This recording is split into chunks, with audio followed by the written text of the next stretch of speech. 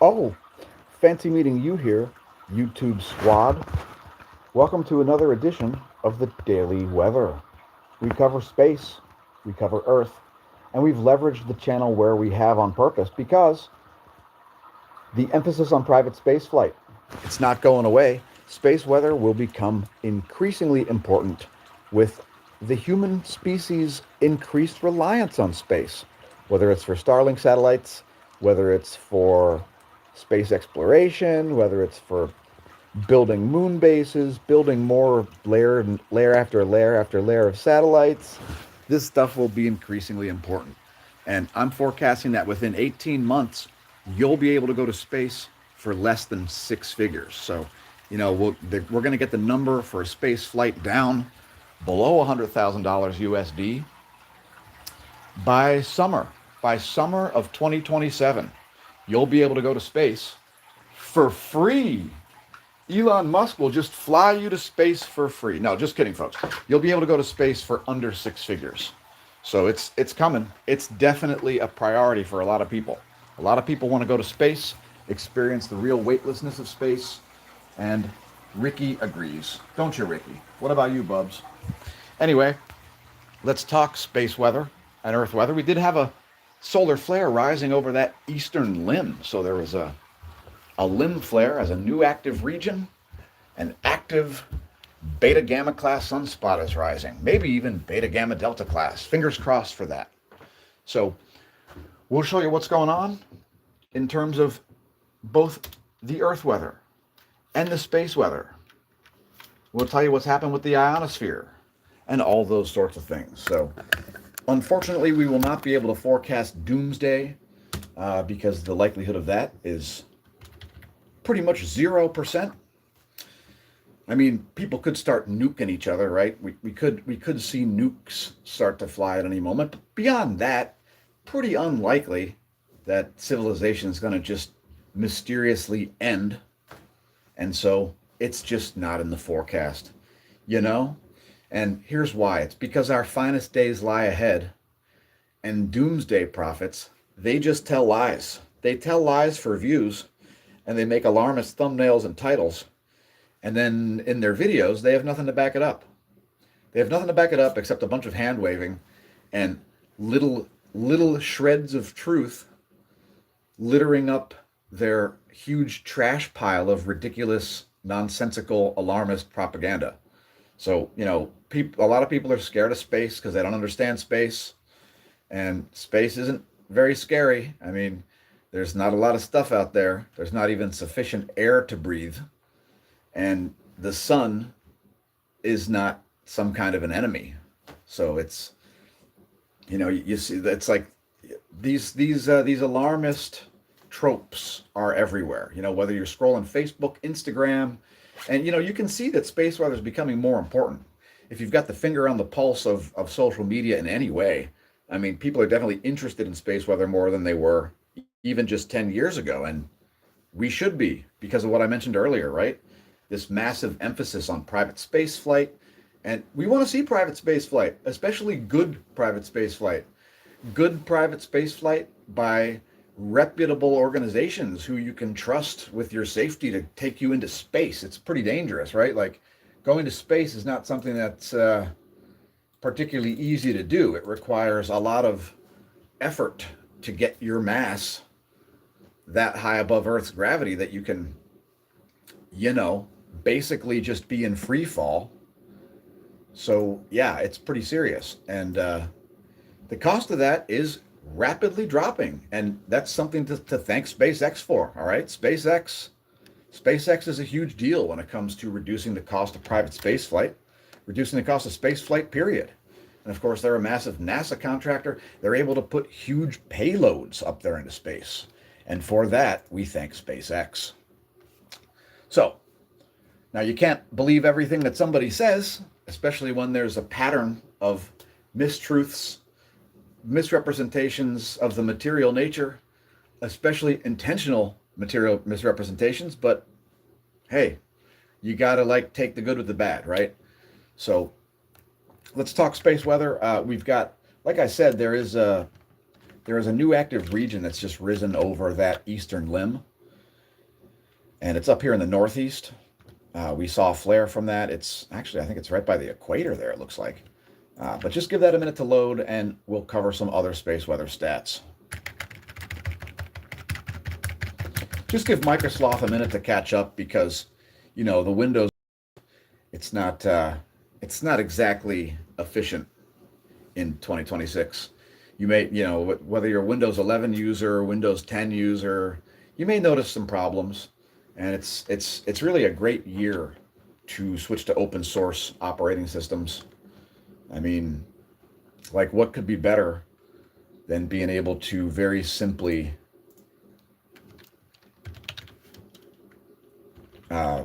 very simply use your own device, right? As opposed to have it held hostage, where it's constantly trying to talk to the cloud for no real good reason.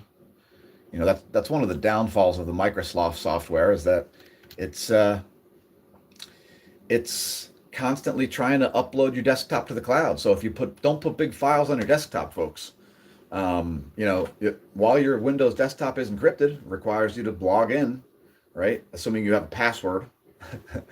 But anyway, so here's the sun in, this is the 195 angstroms wavelength there. And this is great at showing that massive coronal hole. So this structure that you see here, this is a hole in the sun's corona. It's not dangerous in any way. However, this does emit a high-speed solar wind. So coronal holes are the source of the high-speed solar wind. You'll probably see a bunch of alarmist nonsense on the internet about that. Oh no, a tear has opened. It's a wound in the sun. Oh no, folks. Except this is a normal feature of every solar cycle. So there's nothing scary or dangerous about coronal holes. They do provide high-speed wind. So you might see the aurora as a result of these coronal holes. But they're not dangerous or scary or out of the ordinary. Every solar cycle sees them as the solar polar fields reverse. And we're going to show you the solar polar fields here in a minute. Let's load the 304 angstroms wavelength we were trying to load earlier. Oh, there we go. Here are the past like 4 hours. And yeah, there's an active region. I guess it's actually south of the equator there. But that is where that flare came from. I'm pretty sure right in there. Let me bring this back.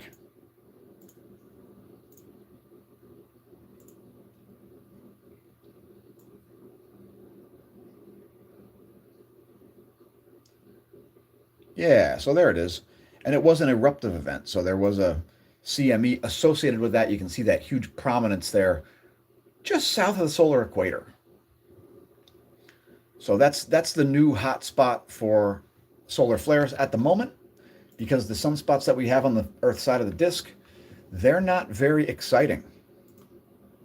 They're pretty simple in terms of their magnetic field structure, and that means that they're not that likely to produce large solar flares. Hi, Barbarian 1111. All right, so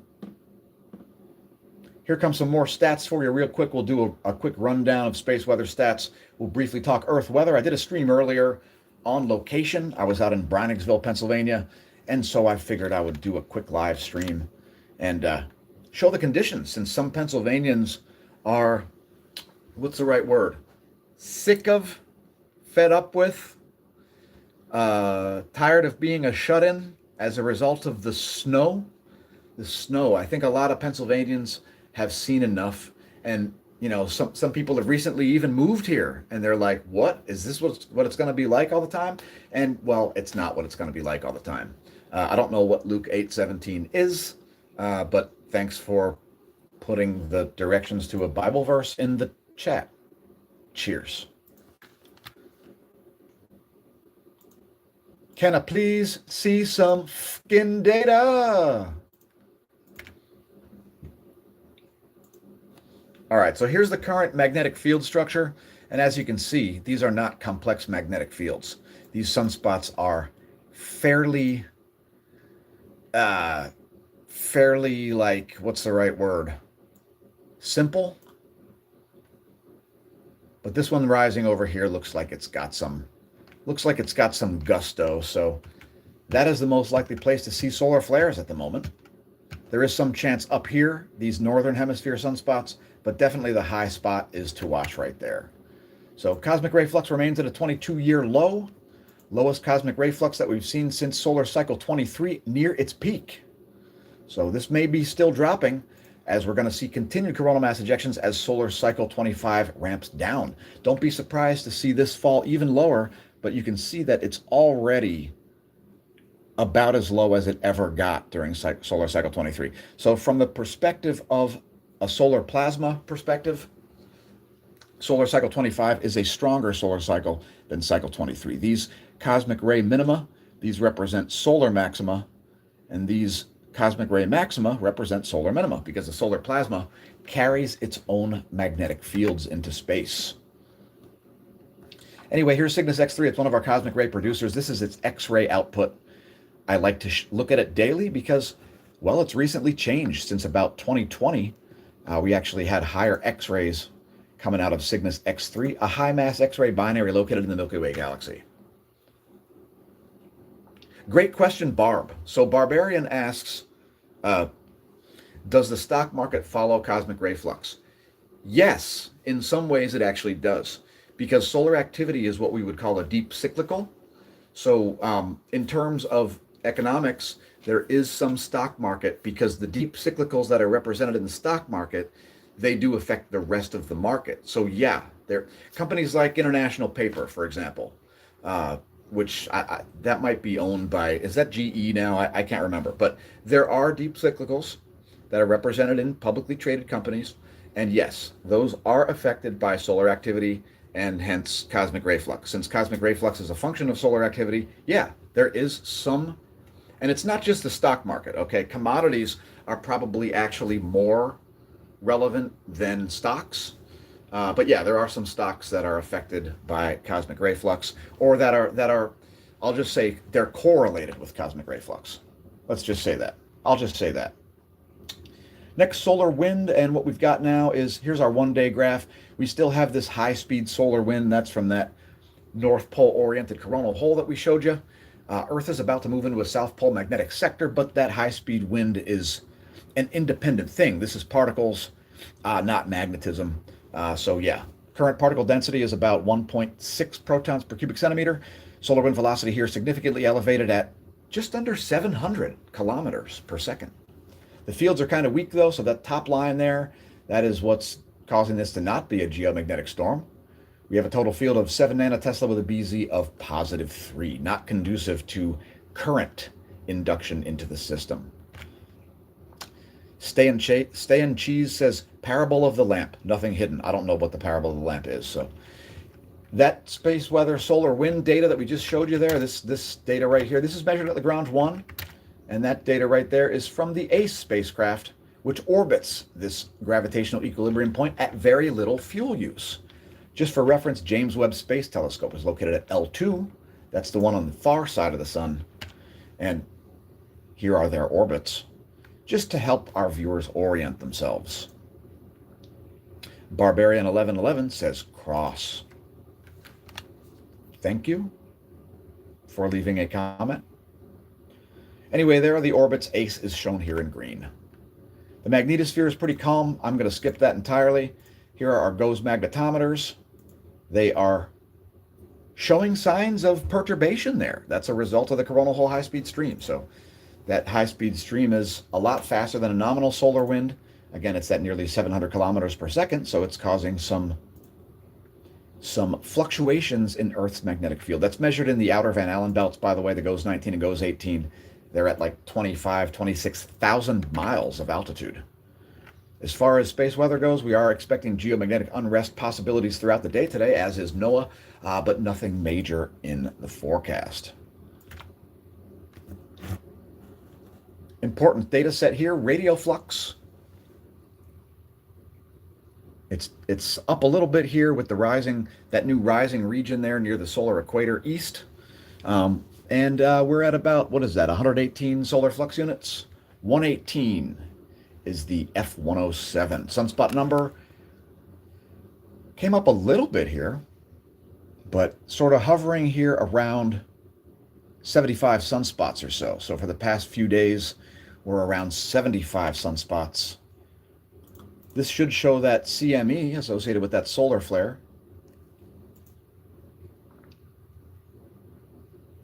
There it is. And that CME is around the limb. That is not going to have any earthly directed components. That is directed well off to Earth's east.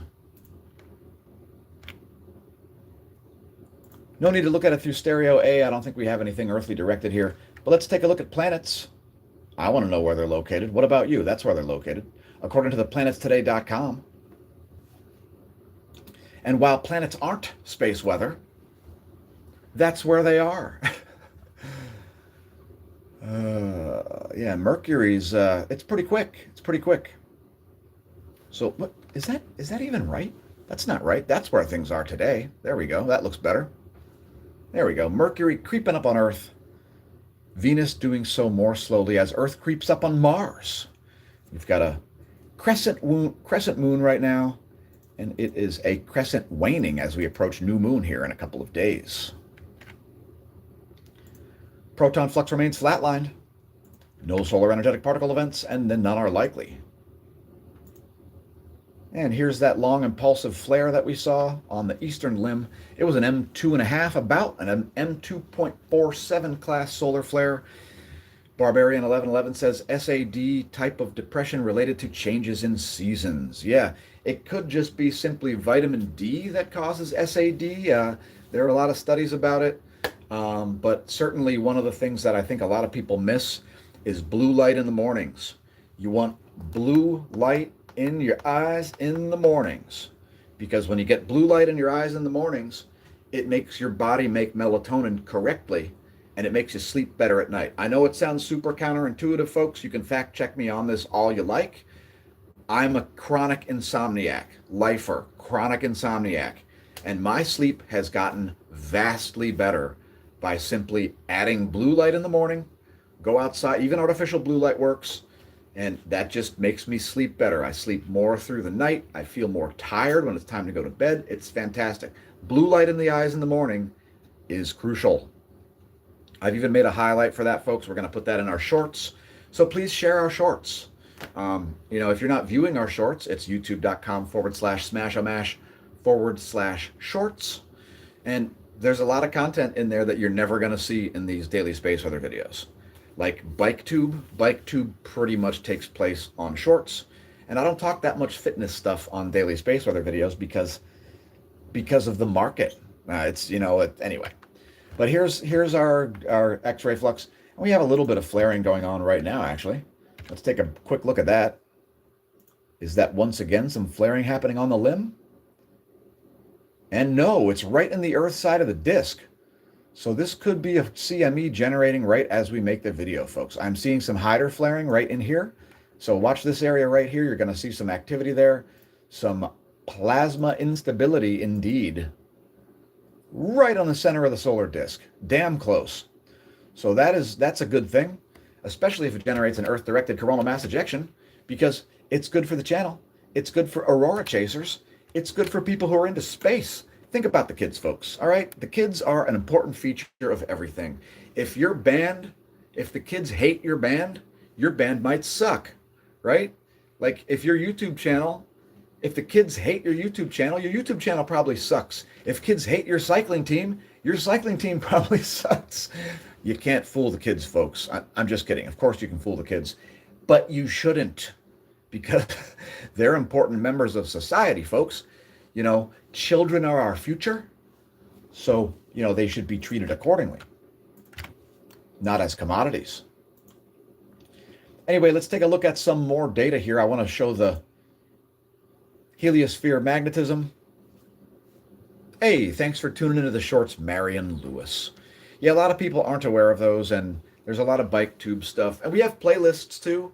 There's a lot of videos on the channel, and we organize them a bit for the convenience of both ourselves and our viewers, because some of the stuff on the channel is there for archival purposes, like my own recipes and things, right? So anyway, I'm just going to show yesterday plus today here. There's the heliosphere magnetism. The current sector that Earth lies in is ruled by this North Pole coronal hole as the solar polar fields change poles throughout the cycle. They govern the magnetism of the heliosphere. So Earth lies on the ecliptic. This is the top view ecliptic plane field plot, as if you're viewing the heliosphere from above. This represents stereo A, and this little satellite over here represents stereo B, if you were wondering. Here's our line of sight coronal hole plot. We have South Pole coronal holes rotating in, North Pole coronal holes rotating out, providing that nearly 700 kilometer per solar wind. And that is field lines that are oriented toward you, that make it all the way out into the Earth's magnetic field and well beyond. South Pole oriented coronal holes have magnetic fields oriented toward the sun. South is toward the magnet, north is toward you, I guess you could say. You could also say this is positive, this is negative, if you like, if you prefer math symbols over north and south magnetism and so on. But yeah, that's what's going on at the moment. Let's see what's the best magnetogram to look at here. Let's just skip that entirely. Actually, we'll show it. We'll show the magnetogram. Why not? So there's El Teide, Spain, located in the Isle of Tenerife. And that is a pretty inactive sun. So even though we have some sunspots in the northern hemisphere there, they are not magnetically complex. Again, likely spot for more flares is this eastern limb over here by the equator. Here's red light, so you can see what those sunspots umbrae look like. Those dark regions, we call those umbrae. That's when you can see all the way down to the photosphere. The sun has really three layers that we study, and they are the corona, which is the atmosphere of the sun, the chromosphere, which is the transitional layer between the photosphere and the atmosphere of the sun, and the photosphere, that's the part that you see black, the part that's shown by the SDO-HMI instrument. Anyway, we've got massive filaments, and I think one may be ejecting. Fingers crossed for that, but let's see what's going on here. Hopefully El Teide has been updated recently enough. So we do see this eruption happening. It could cause this solar filament to blast off, and we're hoping it does. And it looks like this one may be blasting off as we make the video. So we're going to name this leading one. In fact, we're going to name this, we're going to say this is one filament. All right, so check it out. This is how you name filaments, folks. You do it on Twitter. I know people want to do it in the YouTube comments, but you have to have a Twitter account, and you have to put up a post and tag us and put the hashtag name that filament and tell us what filament you want named. So what I do when I'm on the PC is I use Microsloth Snip and Sketch, and I'm going to circle the filament this time.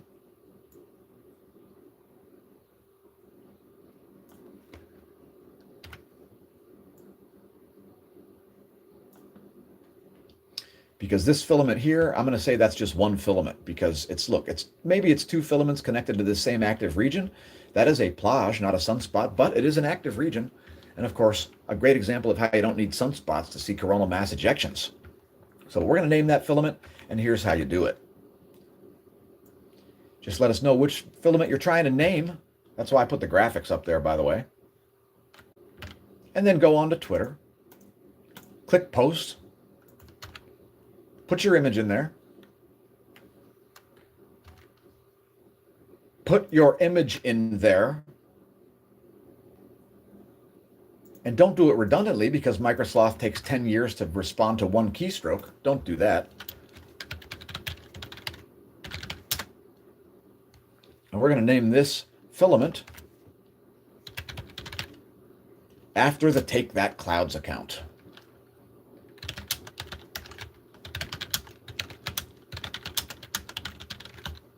Take That Clouds, who never shouts at clouds. He doesn't ever shout at clouds, or she, but that's who it's named after. I don't know the person's name, but it's a living person, and they're not brain dead. So let's give it another shot. Oh, wow. Okay. Oops, you already said that. Wow, thanks, Twitter. Way to function. So anyway, that's how you name a filament over on Twitter.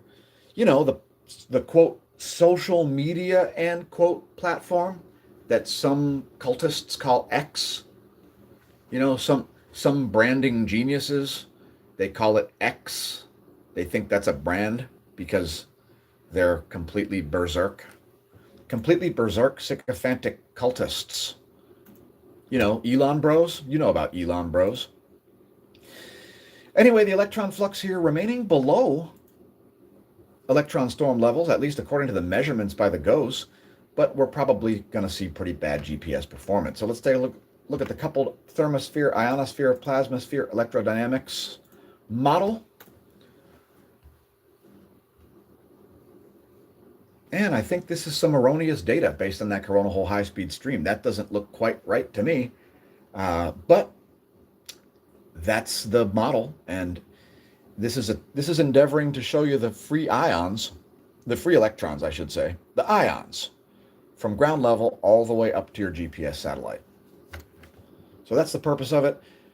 We may see some radio blackouts today, especially around the equator, since we're having M-class solar flares happening. So don't be surprised to see some radio blackouts around the equator there. If you are a radio operator, we're not expecting any polar radio blackouts because the likelihood of a proton event is kind of low.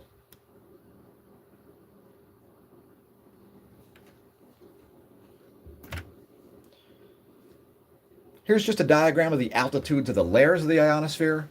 I figured I would put that up because it helps orient people, and we're about to move from space weather, which happens from the D region of the ionosphere to the sun, to Earth weather, which happens below the D ionosphere layer, which is where Earth's atmosphere is mostly neutral particles. There's the F layer in vibrational frequency there, measured by the Bureau of Meteorology of Australia. There's the anomalygram, anomaly in megahertz from a 30-day median. And let's move to Earth weather. That blue globe, hopefully it doesn't have you mad at clouds. Let's hope that you're not mad at clouds. Here's to hoping that our viewers are not angry at clouds. If you're mad at aircraft contrails, then you should probably learn how weather and planes work before you try to say contrails are intentional. But that's the sunrise over that lovely Atlantic. Pretty cloudy over PA as the latest snowstorm mops up. We've got a merch shop underneath this video in the description. Perhaps help support the channel. Don't be part of Deadbeat World Earth. That's actually a concept for a song, by the way. Simul Come song. Deadbeat World Earth. Yeah, you're living on a deadbeat planet, folks. A deadbeat planet where certain entities don't want to pay you, regardless of if you did the work or not. They don't care. They want you to work for free, more or less. It's super fun. Welcome to Deadbeat World Earth,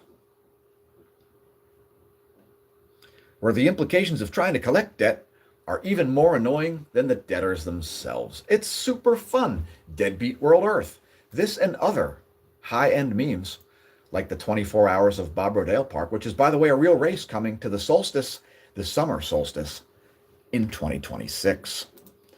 Anyway, moving right along to some more Earth weather stuff. Here is the water vapor map for the U.S. This will clear things up when your Doppler radar is unclear. There you go. That's what's up. As atmospheric rivers continue to wash ashore at places like San Diego. Let's show a close-up of this, because atmospheric, river, atmospheric river. It's a buzzword that all the alarmist YouTube channels are going to want to say. Oh no, look folks, it's an atmospheric river. You know, water vapor traveling in a line. It's... Somebody call Mr. MBB333 and Gina Maria Colvin Hill and tell them there's an atmospheric river. You know, we'll come on their channel and explain what an atmospheric river is, and maybe what a contrail is. It's adorable. But that's what's going on with water vapor. Dry air all the way from Acapulco to Boston, really. Here's a Doppler radar map. As you can see, that moisture there kind of now offshore. That's the Boston, D.C. This is what caused our nuisance snow. Great Lakes effect snow continue, especially around Superior and Huron, northern Lake Michigan as well. And here are the effects of the atmospheric rivers that are coming ashore.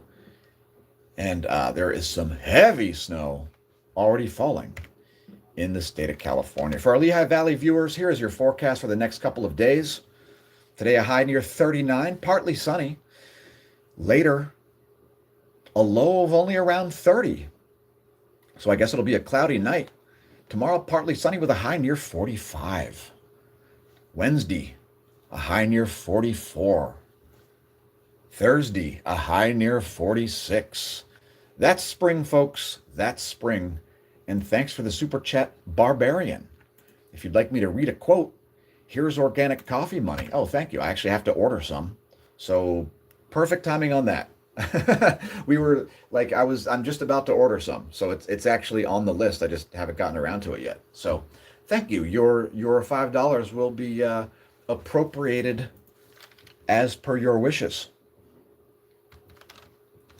Next, here's a nice map from windy.com. It shows pressure. Nah, we don't need Windy Premium. I know what all the data is for. And let's just take a quick look at snow depth. Since we had another coating, look at the albedo of the U.S. The lower 48 have a pretty high albedo, folks. A lot of infrared light is being reflected into space.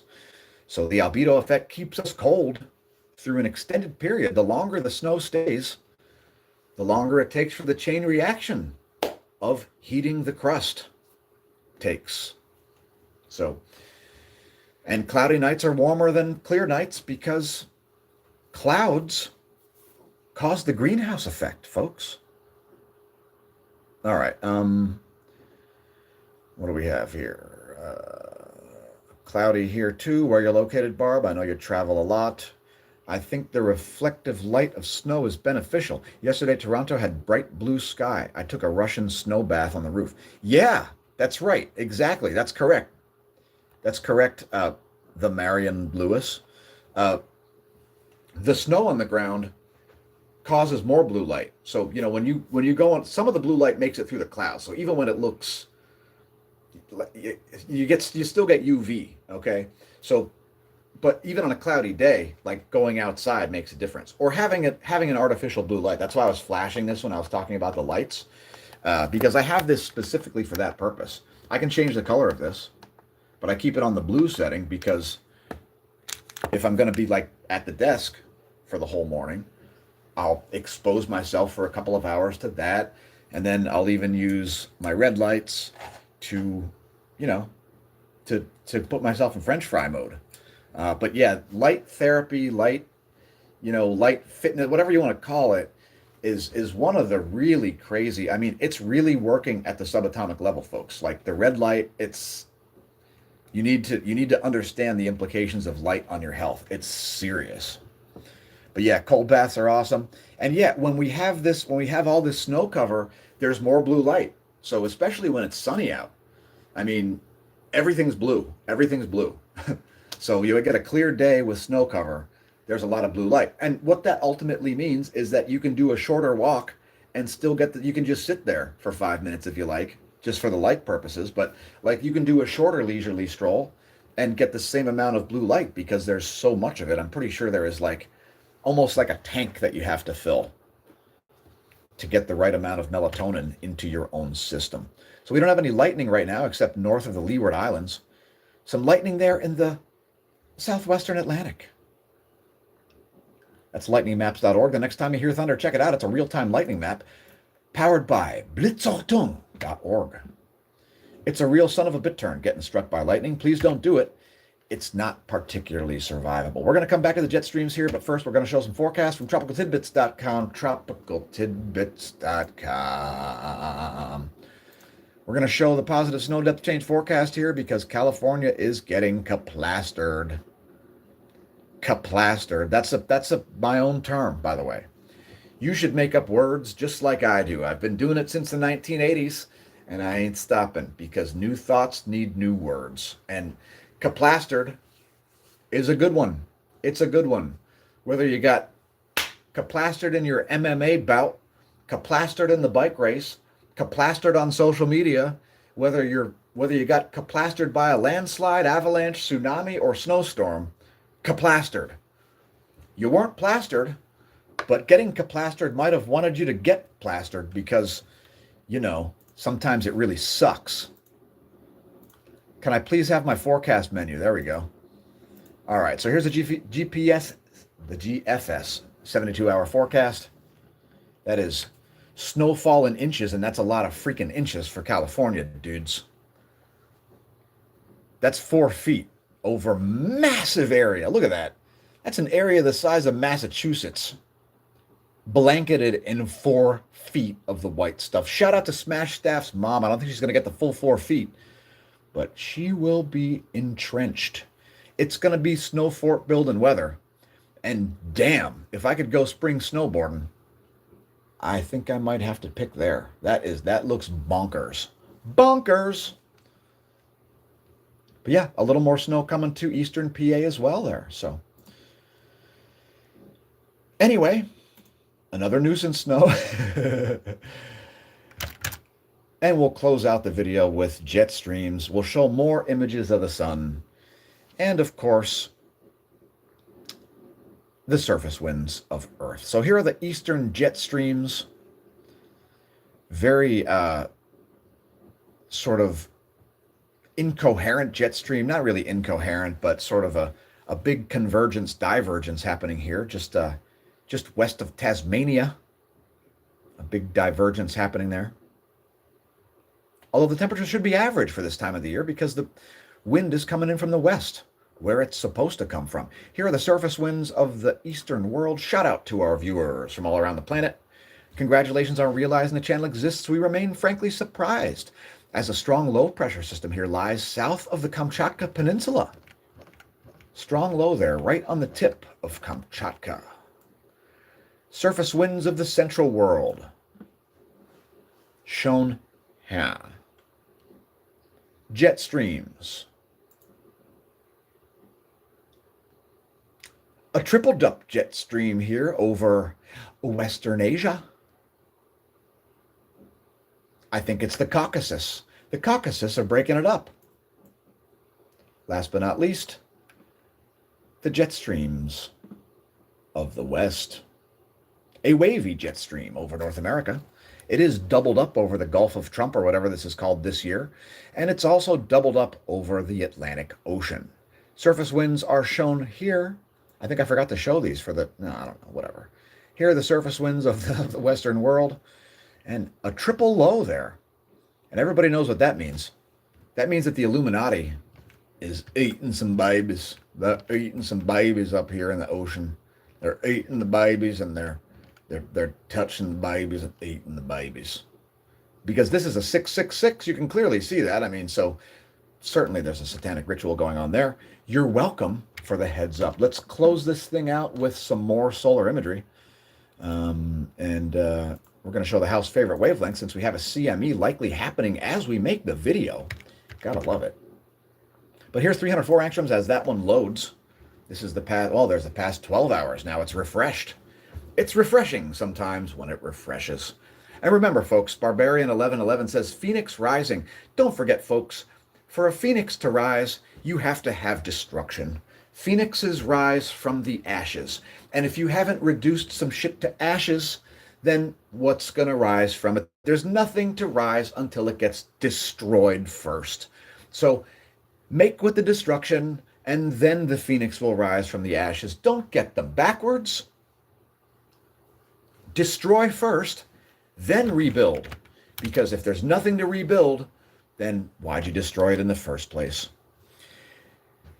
Here's the house favorite wavelength. It's 171 angstroms, one of the many ionized iron species covered by the GOES 19 and the SDO for that matter. But that's where we'll close things out. Here comes a CME and a flare. There it goes. Shows up great in the 171 angstroms wavelength. This coronal hole is so well defined that it even shows up in this wavelength. It's usually not very visible in this transitional coronal layer. And there's this major filament reorientation happening right in the Earth side of the disk. So that's our favorite place for space weather to erupt, and it's erupting right now. So thanks, El Sol. I greatly appreciate that. If you've got comments to leave directly for the sun, definitely put those in the comments. Definitely visit the links below this video. Visit the homepage, smashomash.com, launched in 2019 in support of this channel and in support of science in general. So that's where I'll close out. I've been your host, Dan, aka Smash-O-Mash, signing off. And until next time, may that solar wind be at your back.